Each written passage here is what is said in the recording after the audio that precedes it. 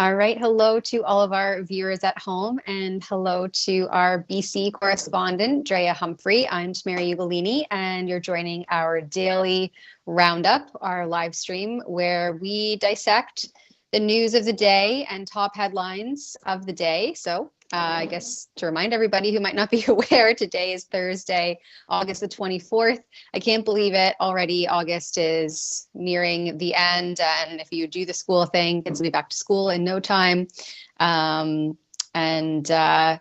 guess a major topic in Canada. Well, before we get into the news, Drea, how are you doing over there? Yeah, I'm doing good. It's definitely one of those days where I need to be reminded what day it is. But yeah, I'm pretty shocked summer's almost over as well.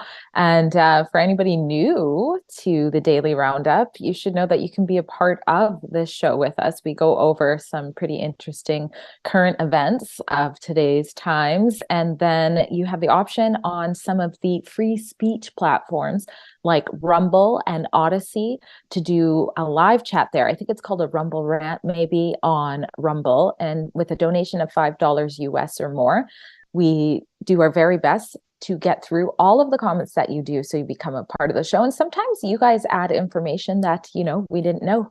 So it's really a fun way to do it. And it also helps us keep the lights on Rebel News. As you know, we don't take a penny from the federal government, unlike 95% of media in Canada. So it goes a long way. So thank you for that. And just quickly, Drea, we did change that $5 US donation to be Oh, basically if you have anything, like even the littlest bit helps, and we understand and yeah. sympathize with the record inflation faced by all Canadians in today's economic landscape in our once great nation. So we have done away with the $5 minimum. I mean, of course, $5 US translates now to roughly $7.50 Canadian. Yeah. It's very much appreciated. Those larger donations, even if it's a little bit. If 10 people give a couple dollars here and there, that adds up really quickly. But in response to some of our fans, we have decided that any little bit counts. So whatever you can contribute.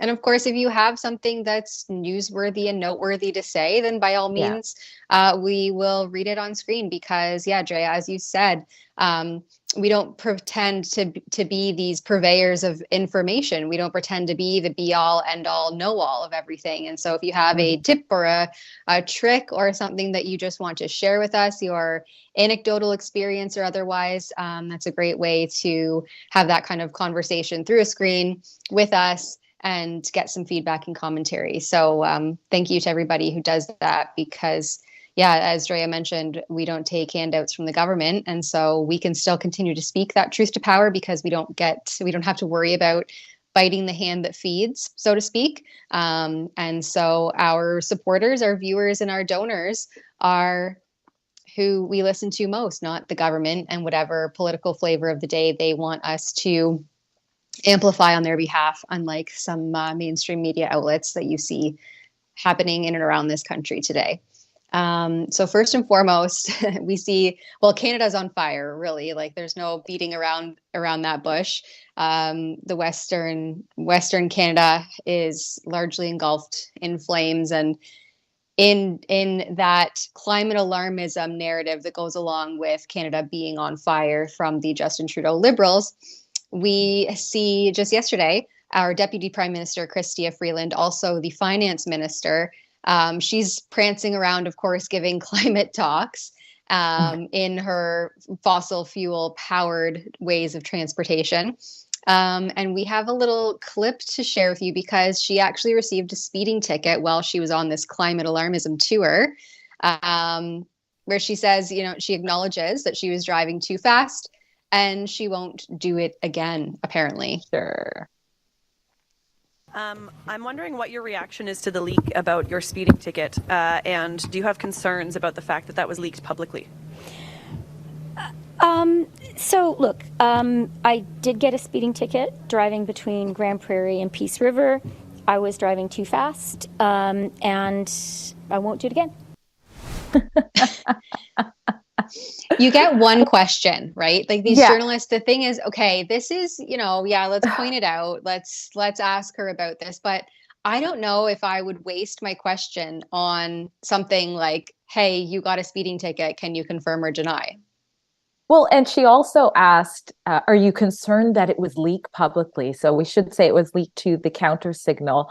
But what kind of question is that? That's like the question I would ask my mom if she was in trouble, like give her nudge, nudge. This is the easy one. It's not about, the fact that it was leaked publicly. It's the fact that you go around telling us that you ride bicycles everywhere you go, when we already know that you, of course, have a chauffeur that takes you around in a limo, and you fly back and forth between Ontario and Ottawa often. But you put on this facade, and here you are saying everything's about climate change, you have to save people, and yet you're risking people's lives to go push that propaganda. And the question that comes out is, are you concerned that this information was leaked?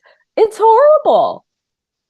Well, and when did it not become standard practice that information about politicians, like the fact that we're even referring to information about politicians as being leaked, these are public officials. They need to face the public's scrutiny. So something like this where, personally, I don't see the big deal yet. I mean, everybody has sped one way or another in their life. But these are public servants, they're public officials, and they need to be held to a higher standard. And we need to continue to scrutinize them. Prancing around and pretending like there's some veil of privacy and secrecy here is just really bizarre to me. And I would have used that question, a speeding ticket. I thought you didn't own a car. I thought you were preaching about using fossil fuels. Is it an electric car? Those using that to lead into a more politically relevant question, I would think would be the way to approach something like that. I'm just shocked that this is the government funded media, ladies and gentlemen, that we're talking about right here in your face. Those are the kinds of questions that they ask. And it's great to use that, as I said, as sort of a precursor to lead into a legitimate question. But this in and of itself, I don't think is any form of a legitimate question. And we should be not pretending that there needs to be this veil of secrecy or privacy here. They're public servants. They are supposed to work for us, and they hide behind this idea that they're so transparent, and they campaign on transparency and accountability. And you can't get either of those things if we pretend like there's this veil of secrecy around a public figure like Chrystia Freeland, who froze bank accounts of Canadians who opposed her government's sanctions on them in terms of vaccine mandates and COVID-related travel restrictions. And so, these were politically inclined Canadians who were exercising their democratic due process to protest after being disregarded by this same government for 2 years. Like, let's not forget, the Canadians were silenced, slandered, and smeared by our media, by governments for 2 full years before they rallied and gathered and took to the nation's capital to air their grievances with this government. And you saw Deputy Prime Minister Chrystia Freeland order the seizure of their bank accounts, shut them all down, close them out from their financial institutions. And then here she is, she can get a speeding ticket, and it's all, oh, well, are you concerned that that was leaked to the public? Like, this is outrageous. And I won't do it again. Like, you're so believable. I wonder how many high fives the officer got, the officer who ticked her got when he said, oh my gosh, I just fined Chrystia Freeland. Like, that would have been a good moment to see. And kudos to the whistleblower in this case. I don't know how easy it is to see how people traffic violations in Alberta, but it's super easy in BC. You're right. It's completely public. We have a whole site. You can search people's names and see everything they've done on the road. But that would have been a moment that I would have liked to have been a fly on the wall. Well, only in Alberta, right? I would not expect that from the Ontario Provincial Police, that they would pull over someone like Deputy Minister Chrystia Freeland and she would not get away with it scot-free. So I think that this is only likely to have happened in Alberta. So thank you to the kind of maybe BC too, because a lot of times when I cover protests, there are a lot of officers that will whisper or shake my hand and say, we really appreciate what you're doing. So maybe she would have got the fine in BC too. You never know. And likely Saskatchewan as well. Yeah. Well, while she's on this tour, as I mentioned, preaching about climate change and climate alarmism, and there being this emergency that we all have to be taxed to the grave about, or to counteract somehow taxes will stop wildfires. We have another little clip here from the same Deputy Minister Chrystia Freeland, urging Canadians to recognize that climate change is in fact real. It's not this elusive theory. No, it is real, and she wants you to believe it. I really believe, having just a couple of days ago, being up in northern Alberta in the Peace Country, having met people fleeing forest fires, it just brought home to me in that really personal way how devastating the impact of climate change is. It's not a theory anymore. It's something that so many people are feeling across the country. And earlier this summer, I was in Nova Scotia and saw the impacts of devastating climate events there. So, and I think all Canadians recognize that climate change is real, that it's having an impact on us, and we need to act. And I think as a country, we can take pride in the fact that we are acting. We're taking real action that is making a difference. Our emissions are starting to go down, even as our economy grows. That's exactly what needs to happen. We did something a federal government has never done before, which is we put in place very, very significant electricity tax credits that public utilities can apply for, and so can private ones. And the reason we did that was, yes, to help Canada accomplish the green transition more quickly, but also crucially, and this is there in black and white in the budget, to ensure that even as we were moving towards clean energy, we were going to have enough electricity for the green transition, and that regular Canadians, when they paid their electricity prices, were not feeling any pain. No, they want us to feel the pain with gas, with the carbon tax, with the fossil fuels, so that we are all forced to transition under this veil of green transition to electricity, which our grids, the infrastructure, I mean, we talk about this regularly on the Rebel platform. There's not enough infrastructure for electricity. It's not as reliable as fossil fuels. Mm-hmm. And this really, it's just her saying that that climate change and global warming is not a theory anymore. Well, when did that happen? When, this is all based on modeling and predictions. It's the exact same stuff that happened, and it really woke people up throughout the COVID hysteria, because they saw, well, you've predicted this, you have this doom and gloom, these doomsday predictions, and they never came to fruition. So what was this based on actual science, or is this all just theorized modeling? And a lot of people started to see that this was all based on the latter, theorized modeling. And there wasn't any science or clear evidence-based decisions that were happening across the board with this narrative, from governments down to institutions, down to the supposed experts that continued to be amplified.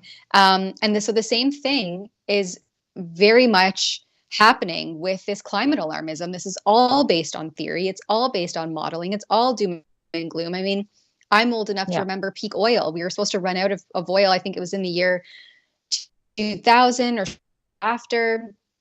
And that didn't happen. And there's been the consecutive times in history we can look back to see where these theories never came to fruition. And so for her to come out and say it's not a theory anymore, we know, I'm just so curious. And that would have been, another great question to ask. Well, when did it go from being a theory to a fact? When did that happen? Can you share with us? Where's the study? Where can we find that information? And conflating natural disasters with climate change. I mean, you just need to have a little bit of critical thought to see how this does not make sense and doesn't add up. Yeah.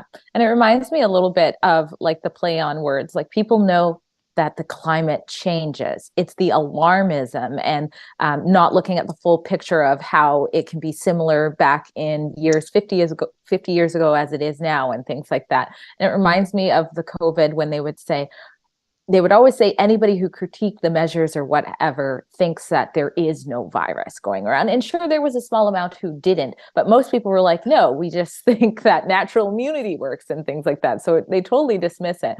But I was, in looking for another report, because of course, BC is getting hit really hard with these fires. I think I shared the link, but I was looking at the BC government's wildfire averages, and this is the current 10-year average. So again, you really get a better picture when you look at more years to see that there is alarmism happening. But even when you look at this chart, you can see that, for example, last year, 2022, there was 1,801 fires. Interestingly, 2020, 670 fires. I guess that was a virus year or something like that. But less people were out. At the top of the chart, it even says that on average, 42% of these are human caused. So it was a very interesting chart. And if you go all the way down, because it shows the hectares that were damaged as well. But if you scroll down and you look at 2009, we had 3,064 fires in BC, which of course affected more hectares than last year. So anyways, it's just, you're right. When did it become that everything that's happening there, every single fire, wildfire is equated to climate change? And that's because that's where the goal goes. And the tax benefit that she sort of mentioned reminds me a lot of how the Liberals, when you talk about inflation, they're like, but we're helping people with dental. It's like they do that one thing that they can keep bringing up to sort of put a Band-Aid on everything else. Yeah, absolutely. It's like, we're going to continue to tax you. And I just wrote a piece up yesterday. It's 45% of the average Canadians, in the average family's income, goes to taxes. 45%. Yeah. And so, and we've only seen that increase under the bureaucracy of the Justin Trudeau Liberals. And so, yeah, instead of saying we're looking at tax breaks, we're looking to cut back our bureaucracy, it's become too bloated, there's too many bureaucrats, we've inflated their wages. Instead of looking at reasonable and tangible ways to make life more affordable for Canadians, they just continue to increase the tax amount that Canadians pay while throwing these willy-nilly rebates back at you, which don't even at the end of the day cover the exorbitant amount in taxes that we're paying. So I think that's why people are more and more appreciating what Pierre Poilievre's platforming on, which is to bring reason back and logic back into the lives of everyday Canadians. I mean, Conservatives are traditionally the fiscally responsible. Their party platform is really about the hardworking average Canadian, and those are who have been affected the most by the policies and the platform implementations of the Liberals. So I think that now people are really starting to feel it. It's starting to hit them where it hurts, which is in their pocketbooks. And it's left many Canadians wondering, are we getting more bang for our buck as we pay more taxes? Are we really getting a government that is more responsible and delivering more services and so on and so forth? And the writing, I think, is there on the wall that we can see very clearly that is just simply not the case. And it's only going to get worse, sadly, as we move to this idea of net zero and pushing the Agenda 2030. And now it's, I think, being pushed to Agenda 2035 because we can't meet the target goals of 2030 in terms of green energy and renewables because they're just not reliable. There may be environments and climates, and I mean just like your general climate from the difference between northern Alberta and southeastern Ontario, for instance. There's vast climate differences in those jurisdictions. And so when I refer to climate, that's what I'm referring to because that is what it's, that's the textbook definition of climate. Yeah. And so there may be climates where these renewables work and they're effective, but it's certainly not up in northern Alberta and BC, which, you have an entire season. I mean, it's always rainy season in BC, it seems. So do you think that solar panels are really going to be an effective way to generate energy that's reliable and consistent enough for people when they need it? And we're seeing more and more that that's just not going to happen. The infrastructure isn't there. And unless we want to continue on this trajectory of being taxed to essentially death, financial ruin, the infrastructure is not going to be there. So I don't know why the Liberals keep beating this dead horse. I think that it's pretty clear that this is illogical and not responsible governance. Mm-hmm. Speaking of people beating things to beating a dead horse, we've got a tweet from Catherine McKenna on the same thing. She's so very worried about Canadians catching on to what's going on. She says, very worrying time for the Prime Minister to convene Canada's top climate scientists, including Kay Hale, I don't know if I said that right, to give a science briefing to Canadians. Invite the premiers to sit in the front row and stream to homes and schools across the country, where they peer our eyelids open. Basically, she's concerned that the article there, the article there, CTV says that, I think it was 3 out of 5 Canadians, if you want to put it back on in case I'm getting it wrong. Yeah, 3 in 5 Canadians attribute climate change and global warming to human activity. Well, you saw in that chart that I said there is a significant chunk where it is to human activity. That's not a conspiracy. We don't need to be peeled to our screens to watch the propaganda tube. And I know Alberta's premier has come out and said there's a lot that are even arson, let alone just, somebody flicking their cigarette or what have you. But it also reminds me, and again, we learned so much during the COVID time, especially when it came to censorship of the scientists, censorship of the doctors. But really, that was actually happening with the climate change stuff before it got really heavy with COVID. I can remember we've interviewed the lady from Friends of Science, Michelle Sperling, quite a few times, and they had a petition about Trudeau and being censored even on YouTube here. And actually, it is in the terms and conditions that we have to be careful about what we say about climate change on YouTube as well. But there have been hundreds of Canadian scientists who have been censored on this message. This article here, I can share it real quick, but I won't really go through it, but it's just a good article, and it's from 2017. And it just talks about what happens when there are scientists who have a different theory on the climate alarmism, when they get approached because, they're well credentialed and, journalists reach out to them and say, hey, what's your thoughts on this? And one of the scientists just goes through the process of what happens as soon as, their theory, their opinions, their research doesn't align with the narrative. They completely get ghosted, or even worse, they get their time wasted to go ahead and do the interview, and it just never airs. It just evaporates into thin air. So that is just to point out that this is the silencing on this issue, on the other side of the story with this issue, has been happening for a very long time. We saw it with Patrick Moore as well, being canceled at events. So it's not surprising to me that Canadians are, starting to catch on here. And but people like Catherine McKenna are like, oh no, we're losing traction here. Pump up the propaganda. We've got to fix this.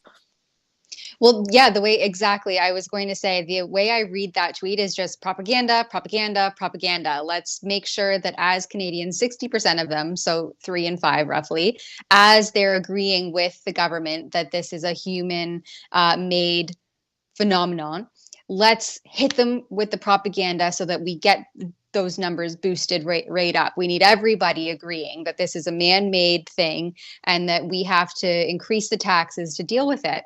And what they are effectively doing is quelling the Canadians' ability to travel and to do things like fly and take a train and even put gas into their car to get to and from work. I mean, the viral TikToks that I've seen and other social media platform videos that I've seen coming from Canadians, all walks of life, all demographics, stating just how much of a struggle it is to get ahead or even to feed their families, to put fuel in their car. I'm really nervous for this winter to heat our homes as the devastatingly cold winters approach into December, January, February. But the thing I pulled up the actual Research Co. Web page that is linked in that CTV article. And then they also have another link down toward the bottom of their page where you can access their data tables. And I mean, they interviewed, the data is collected based on the response of 1,000 Canadians. So I can see how that can be extrapolated, but I also take that with a grain of salt. I think this is a really small sample size. But you can just look at their own data tables, and I don't know, I'm having a difficult time. Oh, there we go, zooming in. Because they asked them, just even the framing of the questions, right, can really predict how the survey results come out. And so the way that they asked these questions, they said global warming is a fact and is mostly caused by emissions from vehicles and industrial facilities. And that was where 60% of Canadians agreed yes. And then they said global warming is a fact and is mostly caused by natural changes. That was the next highest demographic to say yes.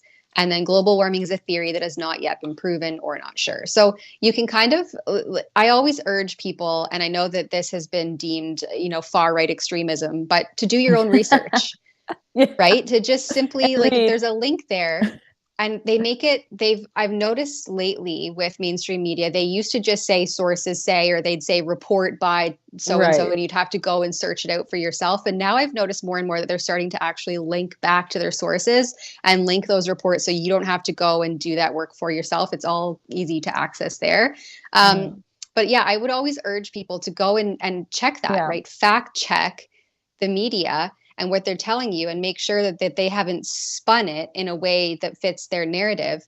And here, I think just the way that they pointed these questions and the questions that were asked could really sway how people responded. And there's interesting parts too, like people, I won't get all into the nitty gritty of the questions that they asked, but one of them in particular, at the very last page of this Research Co. study, they said they asked parents of children aged 0 to 18 what they had done in order to, what conversations they had had with their children about climate change, and if it had motivated them to do any of the following. And one of the questions was, reduce your consumption of meat. And 28% of parents of children aged 0 to 18 said that they were having that conversation and they were motivated to do that. And so that's kind of like where this tiptoe is happening into Agenda 2030, right? It's the climate crisis and the climate alarmism, and we have to tax you. And also you have to do your part to do things like, it says recycle more, take shorter showers. Like, do you think Justin Trudeau is taking shorter showers? I mean, really, do you think Deputy Prime Minister Chrystia Freeland is up there not having a jacuzzi hot tub in her hotel while she's up preaching to the little plebs about climate change and how you must do your part? Drive less than usual. Yeah. Well, and then that's the next one, is reduce your consumption of meat. So yeah, that's kind of, again, you can start to see the writing on the wall here, where this is going to take us. And it will be eat the bugs, as we have a shirt, I think, in the Rebel News store with Klaus Schwab there, urging you to get your daily cricket feast on. But so you can see these things, and I have skepticism that this survey was conducted in a way that wouldn't have swayed people to respond in a certain manner to further reinforce this narrative. Yeah, exactly. And so it looks like there's a 9-point decrease in the percentage of Canadians who attribute global warming to human activities.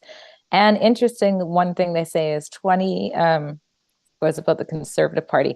Only 47% of Conservative Party voters feel the same way as the Canadians who said it, the global warming is a reality.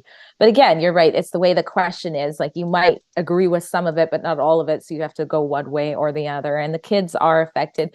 Back to the cricket talk, I remember doing a report on this dad who was mortified, and his child was, with it enough to bring the assignment home. The child, I forget the age, I want to say 11, but basically he refused to do the assignment. It was about how great it is to eat crickets. And this was in a suburb about 45 minutes out of Vancouver called Maple Ridge, and he brought it home, and it was like glorifying cricket eating and glorifying the faculty you guys have out in Ontario there and how great it is, and saying, there's the article. Good job. You guys are so good, Efron and Olivia. But there's the article right there on the screen, and it's just mortifying because the average kid doesn't know. They're just looking at it, and they're quoting Angelina Jolie, her kids say it tastes so great. Tastes like Doritos. And I think in the video Oh, gross. in the video report we show her and her kids eating spiders. Like, this is not who I want my kids modeling themselves after. So yeah, it's again another reminder to keep an eye on what your kids are learning in schools, because most of them, they just trust their teachers.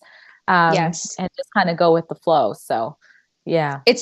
It is really concerning what's happening in the school system, because on one hand, you do want your kids to be able to trust the teachers, Right. and respect people in authority, and have that level of it's innocence, right? That I have a teacher teaching me this stuff, and this seems all great and jolly, and they go home, and the parents are like, wait a minute, this isn't what it seems, right? And you have to give that good balance. But it's also a great reminder that we can be respectful and we can respect authority, but we can also challenge and question authority. And so that was something that was really ingrained into me at a very young age, is that you can have respect for people, and maybe their views and opinions are different than yours, but you still have the ability to question them, to challenge what they're saying. If something doesn't make sense to you, 100% speak up and ask those questions, even if you're wrong, because that's where debate and learning, the real tangible learning, occurs, right? When you are wrong and you question something, and you can have that discussion. And so I think that will segue us into our next topic, because we're going to talk about some fact checking and some censorship. But before we get to that, we have a super chat here from Fraser McBurney. Thank you, Fraser. Hey, he says, with the flu season just around the corner and the evil empire planning to jab us, just remember this: fool me once, shame on you; fool me twice, shame on me. Will you take the jabs and masks? Not me. I think that's a great point, Fraser, because we see these mumblings coming more and more within the mainstream media, that mask mandates are coming back and lockdowns for October, and it's hard to sift through and decipher and discern what is accurate and what is not. Right. But I think I personally hope that people would be privy to all of this by now and would not comply the way that they saw in 2020 and throughout 2021. There's active litigation happening in the courts. Like, things we're much further along now than we were in 2020. I think so I too. think there's an opportunity. Yeah. Sorry. No, that's okay, Jay. I was just going to say, I think there's an opportunity to get out there and talk to your community, and even for media outlets to get out there and talk to people on the ground. What are they thinking? What is their, how are they responding to these headlines? Will they comply into the fall if these restrictions and mandates try to rear their heads again? I mean, in some industries, they have not, they're still there. The mandates never went away, but for the most part, the vast majority of society is back to as normal as possible, in the before times. I like to say pre-COVID hysteria 2020. Yeah, I know. It's so weird. But I don't think we'd get the compliance again. I don't think we would too. And certainly the people who, took a while not to comply, myself, I was, following some of the rules, and then towards the middle, no. Of course, there would be a stronger push right away. So I think it would be difficult to do that, but also just, I found my people, I found my stores, I found my restaurants, I found my community. So it's almost like if it does come back, it really doesn't affect me in a big enough way. So that's what I would really encourage people to do. Don't forget, the businesses that, make sure to remember the businesses that accepted things like mask mandate or mask exemptions and things like that. Keep supporting them, keep going on with the relationship that you had. And if things happen again, then you know where you go, you're good. That's a great point. Yeah, I completely agree with that. We really discovered who was who, and where they were willing to draw the line. And so we actually still continue to go out of our way to support certain businesses. And we do not support others, knowing how they acted and some of the ways that they treated people.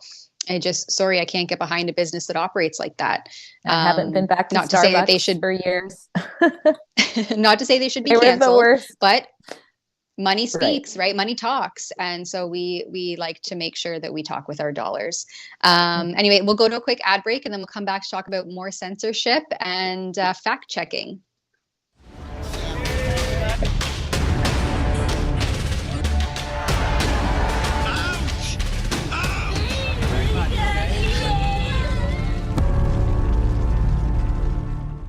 Have you seen our new documentary, Church Under Fire, Canada's War on Christianity yet? Well, if you haven't, you have not missed your chance. The documentary details the trials and persecutions of the pastors and congregations who stood up to the lockdowns when COVID restrictions came to their churches. We have taken the documentary across the country to bring it to the people who lived the stories we tell inside of it. But we're not done yet. We've just added new showings in Alberta. To get details and showtimes, please go to churchunderfiremovie.com, but I'll give you a few right now. We've got a showing in Lethbridge on August 23rd, one in Red Deer on August 24th, Edmonton, August 25th, Mirror, Alberta, that's drive-in movie, August 26th, and Westlock, Alberta, August 27th. If you are someone or you know someone interested in hosting a Rebel screening of Church Under Fire, you can contact us. The information is at that same website, churchunderfiremovie.com.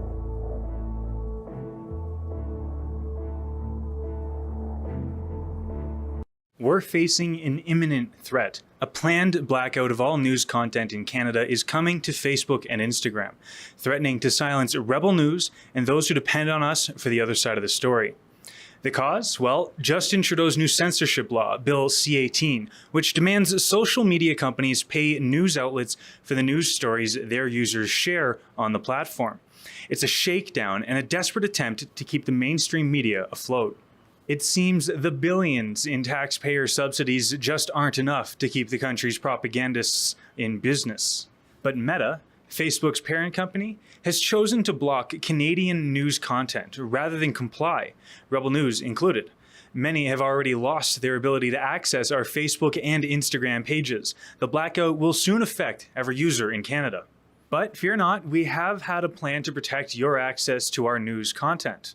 We've partnered with Private Internet Access, PIA, a VPN provider dedicated to safeguarding digital privacy. For just $2 a month, you can maintain your access to our content across all your devices. And unlike other VPN providers, PIA does not store any user data as it's automatically deleted from their servers to avoid leaks and government subpoenas for information. Their servers are located in all 50 states, not the ones in communist China. You can visit piavpn.com/rebelnews and enjoy an exclusive 83% discount and 4 months free. Use it to bypass regional restrictions and stream your favorite shows from anywhere in the world. And stick it to Trudeau's new censorship law. Safeguard freedom of speech and join us to combat Trudeau's censorship today at piavpn.com/rebelnews.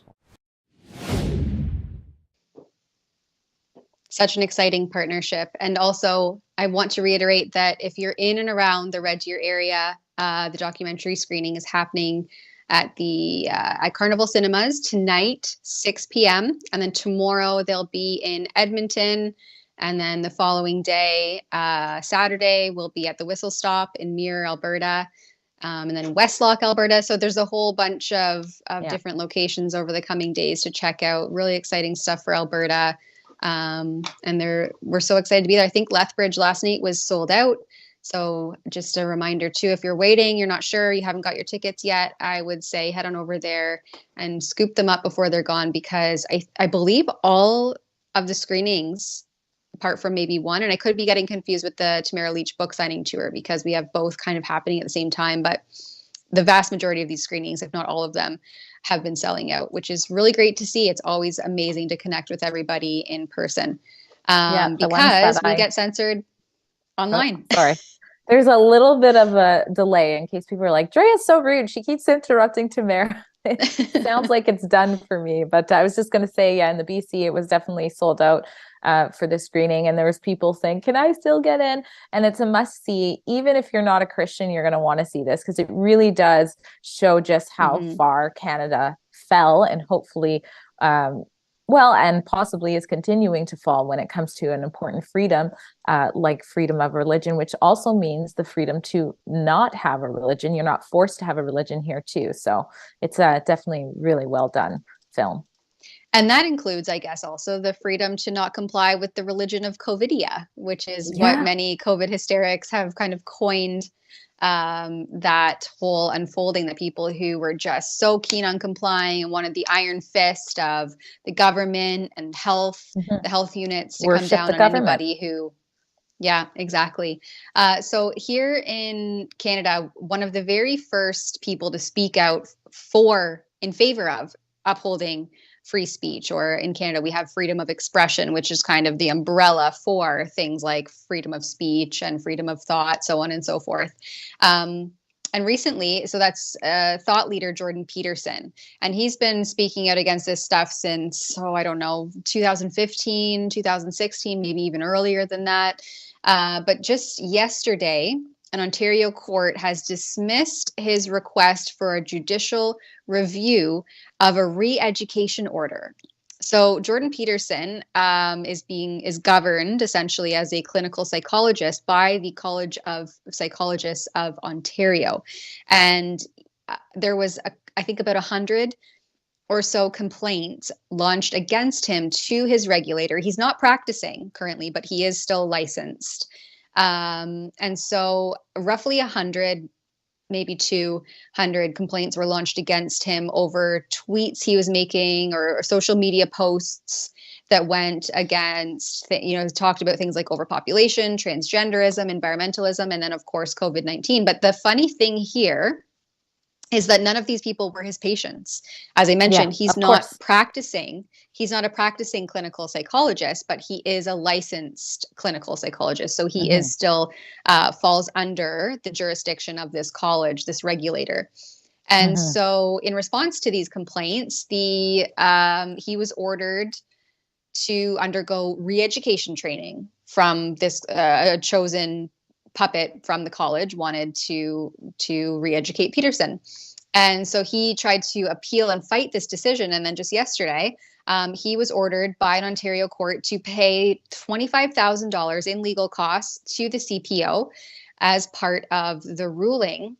And so this came as a result of him being ordered to participate in a specified continuing education or remedial program regarding professionalism in public statements by the Inquiries, Complaints, and Reports Committee of the CPO, and that was launched against him in November of 2022.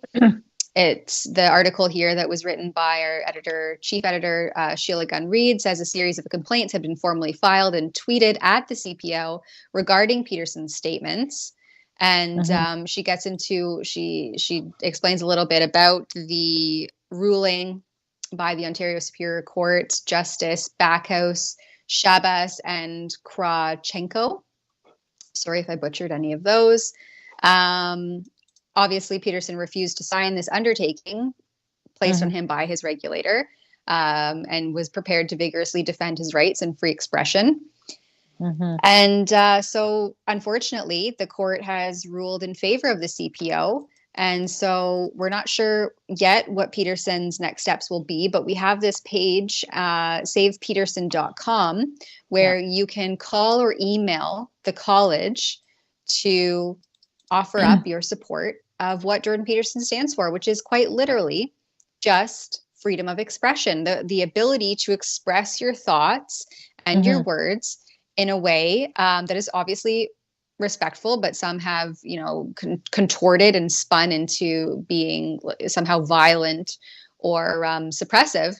And I think that when we remove those thoughts and ideas from the freedom or from the arena of ideas, that's a very dangerous place to be in, because if you're wrong, well, you can still be wrong, right? You have the right to say something, even if it's wrong, because in the arena of ideas, in our social society, you can be debated and proven to be wrong. And so what's so harmful in having that debate and that discussion? Even if you're wrong, you should be able to say whatever it is that you're going to say, because society will deal with that. Well, I don't see what the harm is there. Exactly. It's an opinion. It shouldn't be harmful. Like you said, it's nothing to do with his actual patients. He's not giving these, someone's coming to him and then he's, saying, hey, just randomly, biological men shouldn't be in women's sports. This is actually very concerning. This should be a red flag for all Canadians. And I think I did an article where I pointed out, it's not just Jordan Peterson. I think that might have been the title, because of course he's getting the most attention because so many people love him. So many people know how much good he does do in his speeches, like promoting fatherhood and family, things like that. So they're really aware of this. But there are, as we know, a lot of the COVID doctors who are being persecuted in the same way by their colleges for speaking out. And even sort of very similar to Jordan Peterson, there's a nurse out in BC named Amy Ham who, went through and I think is still on sort of pause with her hearing for speaking out for some of the same things that Jordan Peterson sort of has mentioned, mainly on Twitter and things like that. Yeah, there's the article there. So the licensing colleges have really become like an arm of the state.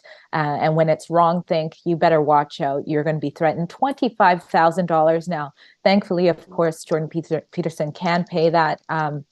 But that's enough to break someone, especially since many times you're not working when you're going through these things. It looks like Jordan Peterson has come out and said what he's going to do. There is a CBC article where he says he will go through the training and he will broadcast it, which, it reminds me of the scripture of, in the Bible where it says God uses all things for good in the end anyways, because, it's going to get a ton of views. It's going to wake up way more people about what's happening in Canada.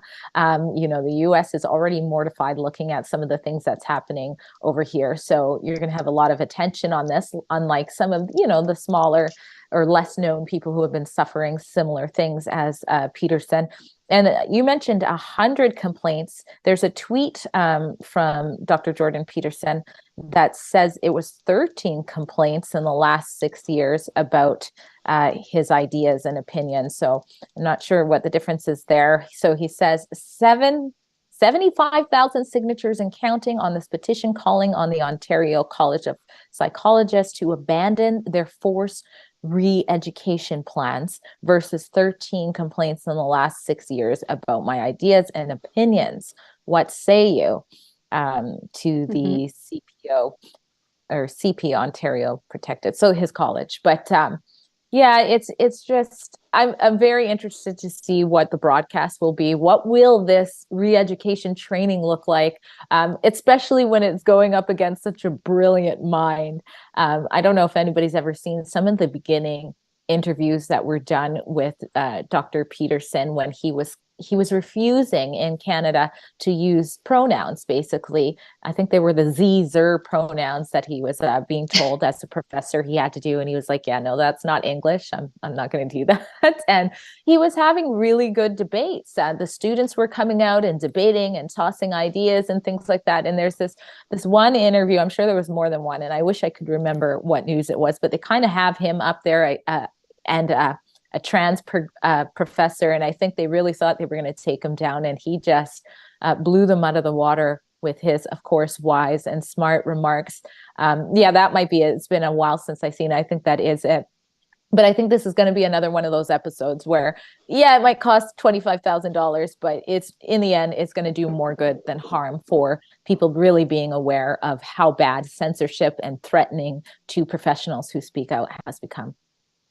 Yeah, and it's the exact same thing that's happening with the CPSO, and I slipped that earlier, the College of Physicians and Surgeons of Ontario, for revoking, removing, suspending the licenses of practicing medical doctors and physicians and surgeons in Ontario for simply questioning the narrative. There's countless doctors here who have been prevented their ability to treat patients during a patient practitioner crisis, right? We don't have enough doctors to keep sustaining the medical system, which our taxpayer dollars pay into and fund.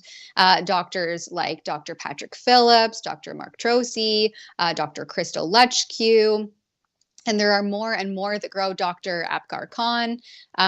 And this has really directly affected patients, right? And these complaints they came from some unknown entity. None of their patients complained against their conduct or the way that they were practicing medicine.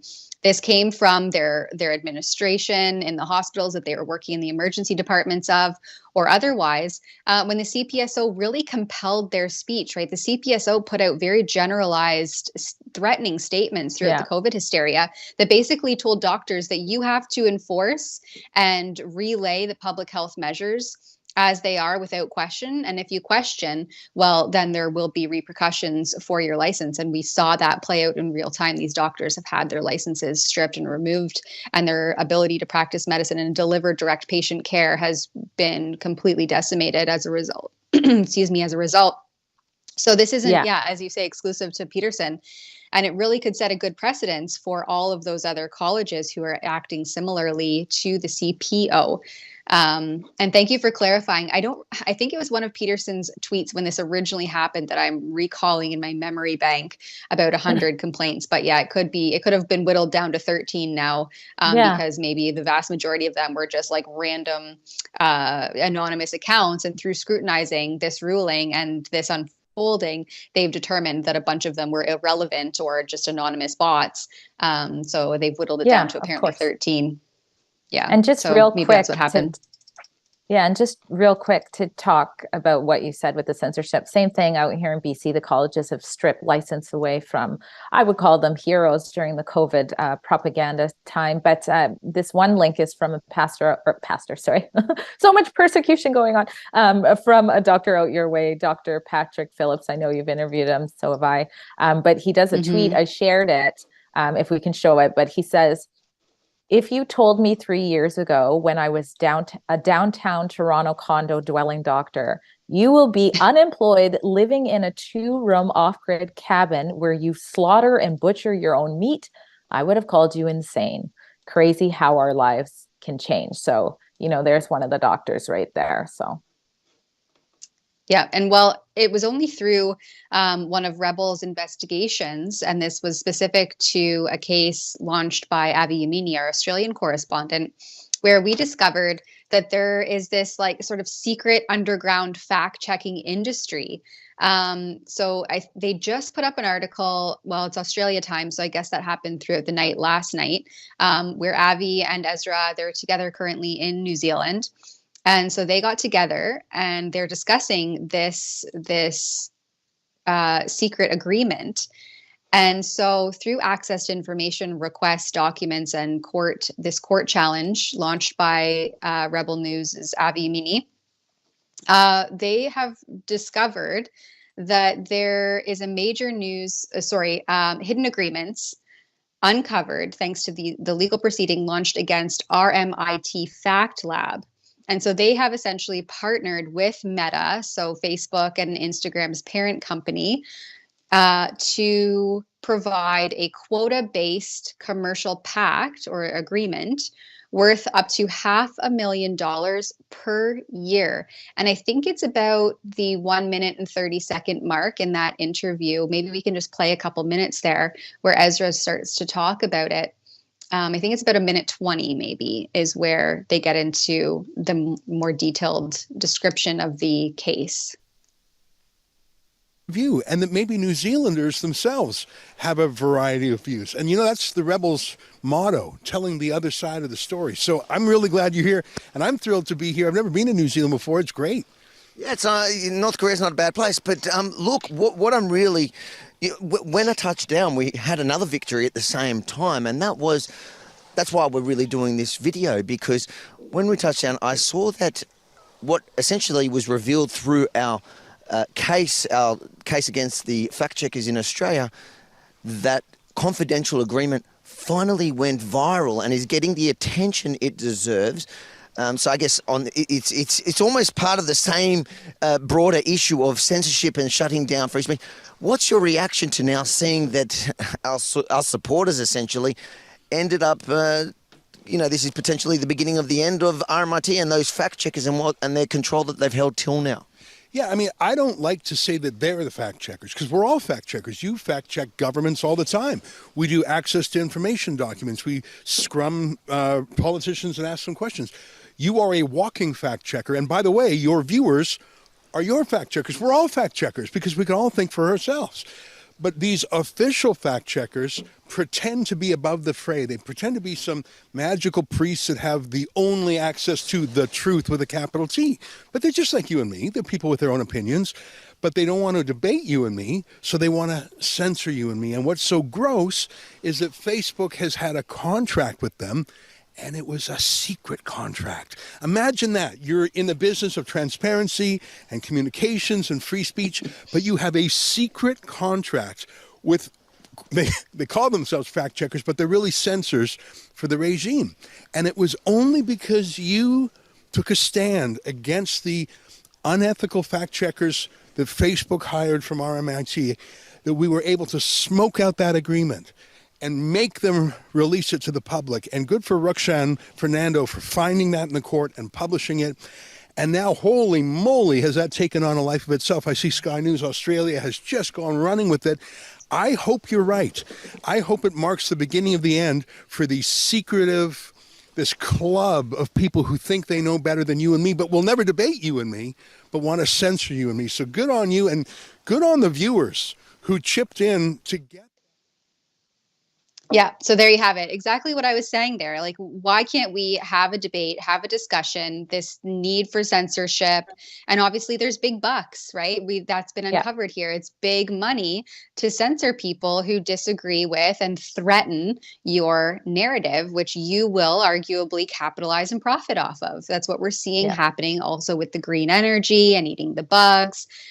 And so on and so forth. It's really this weird kind of corporate fascist government overtake that seems to be happening. If I can kind of like meld all of those buzzwords into one, it's really concerning and really also really interesting to be kind of part of an organization that is shedding light on all of this, that is uncovering this. You know, it's something that we all suspect, but you have the proof now. You can see it. It's in the writing. You have the documents. And so it's no longer a theory, right? It's a fact. And that's what I like to sift out and find.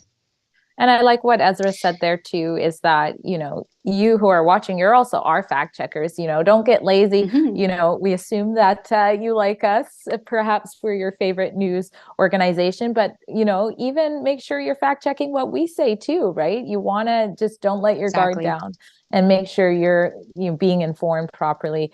And as a little side note, it was really nice to see the hardworking boss on a beach. Hopefully he's getting a little sand in his toes, even though he's still working. That was nice to see.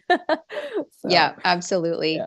And so we just have a few super chats to read here. One of them, actually, I'm going to get. We'll have to get off of YouTube just to even read this one super chat. So I'm going to read the last one that just came in, and then we will say goodbye to our YouTube channel.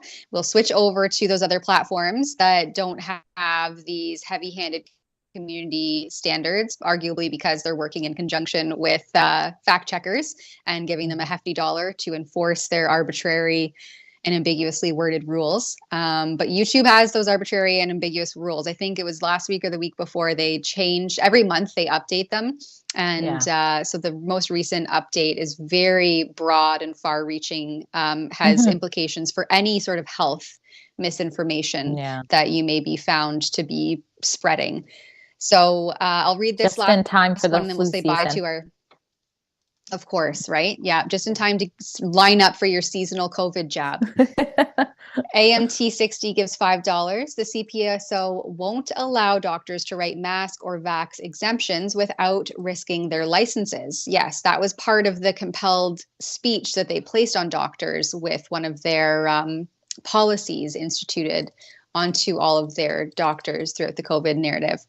If they do mandates this fall, our doctors' hands are tied. The CPSO are dictators.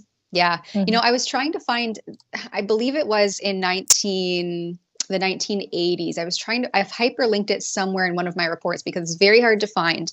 But there was a judge that wrote medicine needs glass knobs. And basically, he was highlighting the concerns of the CPSO acting, as you say, more of a dictator than anything else back. And this is decades ago.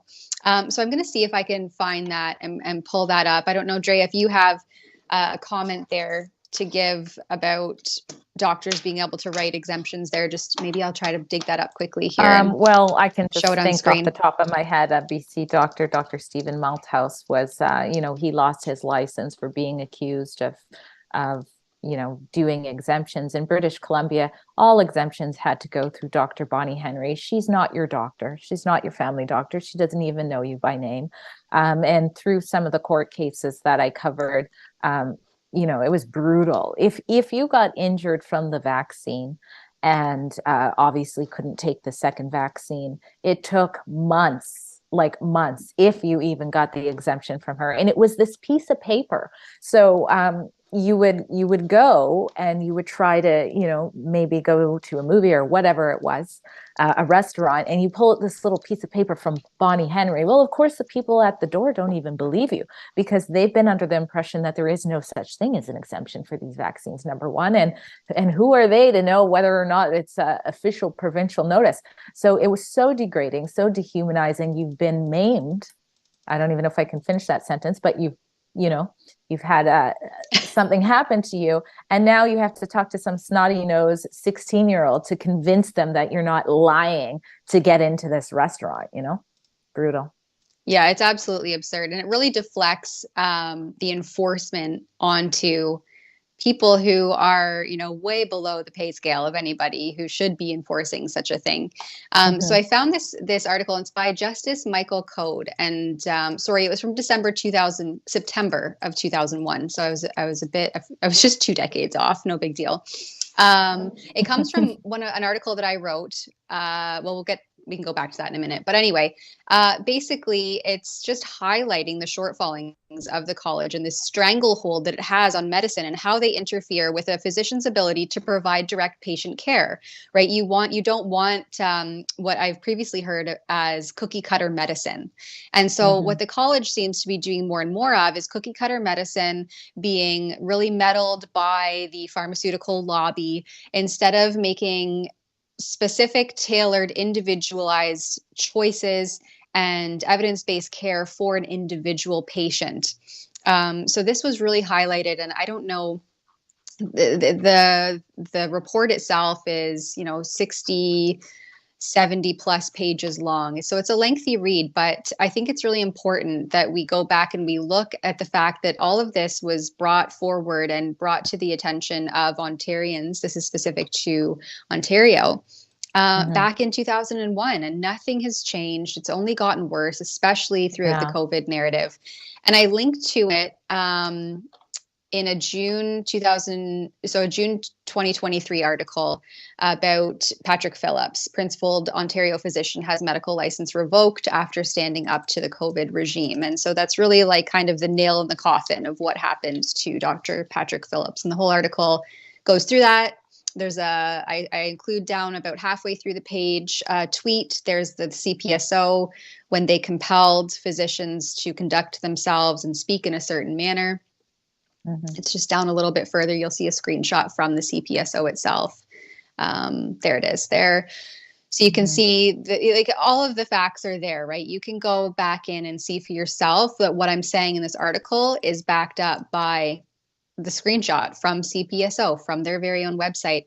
And it gets into Dr. Abkar Khan, who's been prevented from providing alternative cancer treatment. And that's something that we can't talk about on YouTube, so I won't get into that in more detail.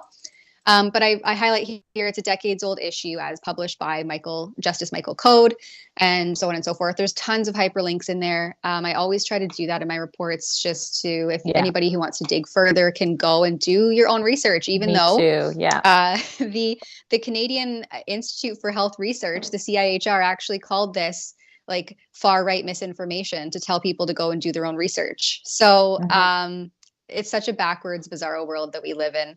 But anyway, we will say bye to our YouTube viewers, and I'll just read this last super chat that we have. I don't think any more have come in. since we started to discuss and this. while we're switching over, in case those of you don't know about Bill